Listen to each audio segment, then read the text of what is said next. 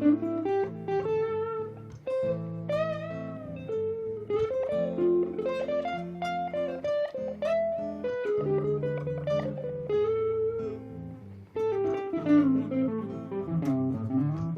welcome to the channel. My name's Andy. In this lesson I want to show you a 12-bar blues in a minor key.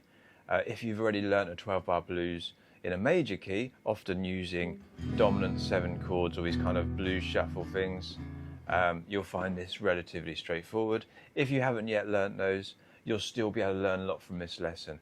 Check out one of his other videos on how to play a blues in a major key using either the shuffle or the dominant 7 chords. But there are a lot of similarities, but they sound radically different because major chords, dominant 7 chords are major, and they're quite bright and upbeat in relation to our minor counterparts, which have a very sad, mournful sound. Because of the nature of a minor chord being sadder and more mournful, we generally play a minor blues. Often it's just a slower, almost walking pace. One of the most famous examples, which I'm going to base this chord sequence, this progression on, is B.B. King's The Thrill Is Gone. But I won't do it in the same key as he plays it in because you have to play a lot of bar chords. And to keep this beginner friendly, I'm going to do this in open key, so I'm going to do it in A minor. So the chords we need are A minor. That's our tonic, that's our 1 chord. We always come back to the A minor chord. And then we go to a D minor chord.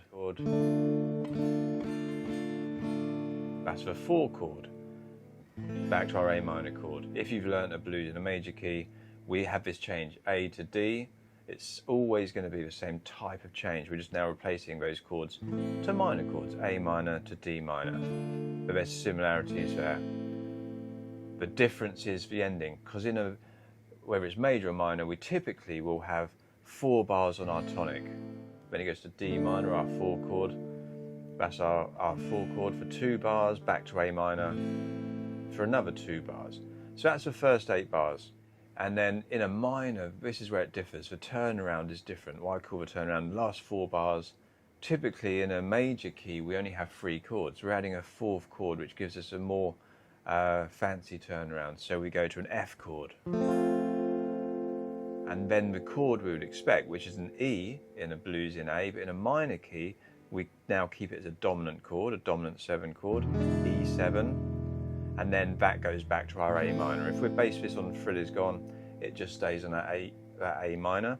You could, if you were doing a interpretation of it and just a slight variation, have another E7 right at the end. But we'll just stick to the last 4 bars. We'll go 1 bar of F, 1 bar of E7, 2 bars of A minor. And that takes us back to the beginning, which stays on the A minor chord. This is why it's nice to throw in another E7 just to kind of resolve the ending and make it a very definite, that's the end, now we're going back to the beginning. Those E7 chords, the dominant 7 chord, is the one that gives us a very strong pull back to this A minor.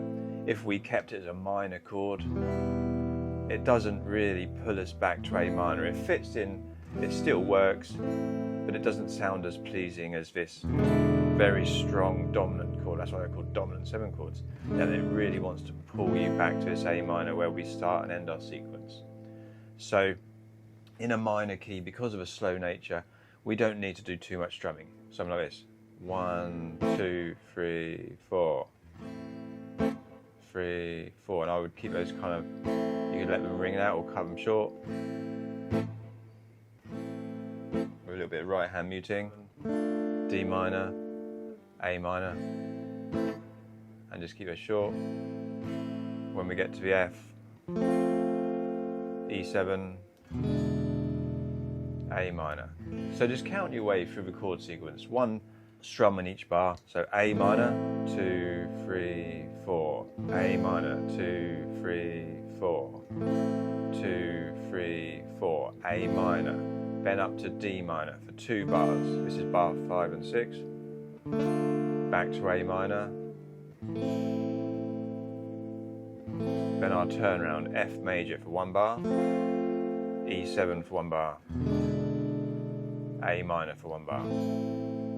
Maybe an E7 at the end, or just stay in A minor. If you're playing along with Thrill Is Gone, they don't throw that last dominant 7 chord in at the end, that 5 chord at the end. So you could add a bit more fancy strumming, just add a simple 1, 2, 3, 4, 1, 2, 3, 4. You could play that just as playing the bass note and then a strum on the chord on the top part.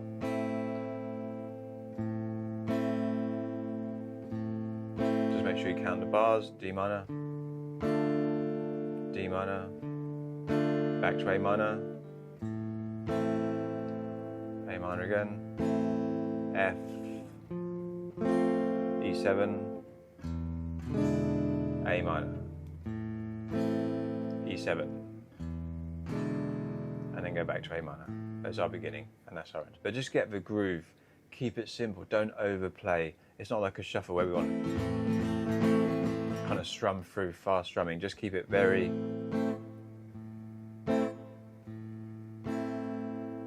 less is more.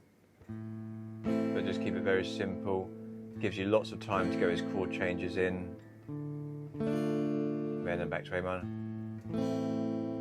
And so on. And just work your way through that chord sequence. Just keep it simple, keep it nice and groovy. Less is always more. B.B. King was the master of very sensitive, sad, mournful kind of these blueses. Real heartache type songs. Brilliant, brilliant stuff. If you want to play along with B.B. King and you're just stuck with his open chord, not stuck, if you want to play along with B.B. King and you're playing the open chords as I've taught you it, just stick a cap on the 2nd fret and that's now in B.B.'s key. You can play Thriller's Gone along with him and just practice playing your chords along with the Thriller's Gone. There's loads of backing tracks available for it as well. So I hope you've enjoyed the lesson. If so, give me a like, give me a comment, give me a thumbs up, and I'll see you again soon.